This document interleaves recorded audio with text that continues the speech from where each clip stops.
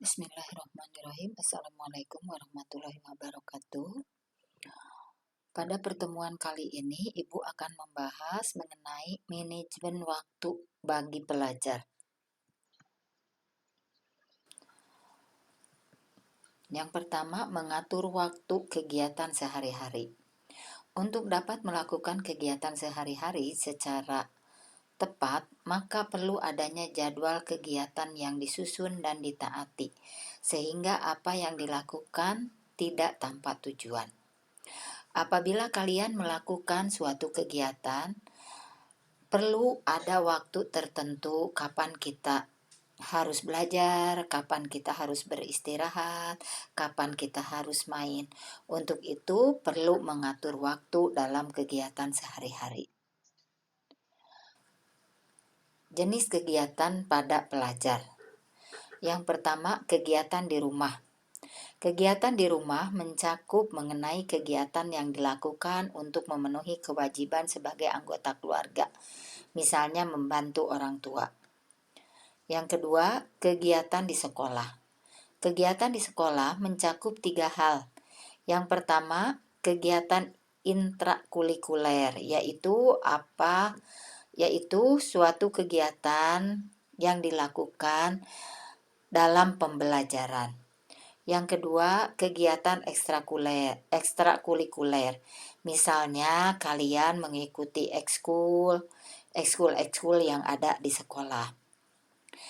Adapun yang perlu diperhatikan juga, kalian sebagai pelajar harus menyelesaikan tugas-tugas yang diberikan oleh guru. Yang ketiga, kegiatan sosial. Kegiatan sosial mencakup kegiatan yang berkaitan dengan pengembangan pribadi remaja sebagai makhluk sosial. Misalnya pergaulan anak-anak dengan teman sebaya, dengan teman sekelas, dengan teman di luar sekolah juga.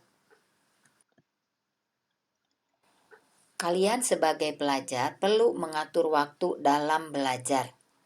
Yang pertama, bagian A, yaitu untuk memperoleh prestasi yang tinggi harus didukung dengan kegiatan belajar yang rutin dan frekuensi yang tetap. Jadi seorang pelajar itu harus mempunyai kegiatan belajar yang rutin. Kapan kita melakukan belajar?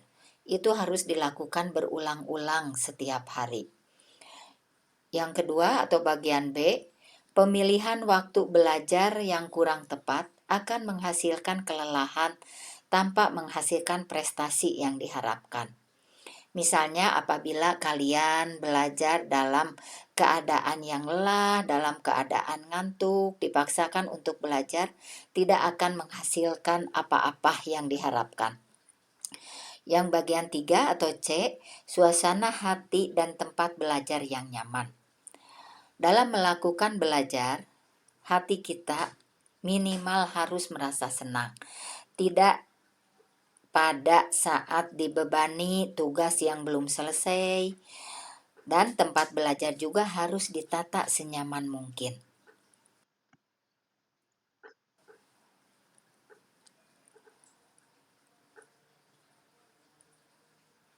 Dalam mengatur waktu belajar, kita harus menetapkan kapan, apa dulu yang menjadi prioritas yang akan kita pelajari. Yang kedua atau bagian B, jangan bebani diri dengan jadwal yang berlebihan.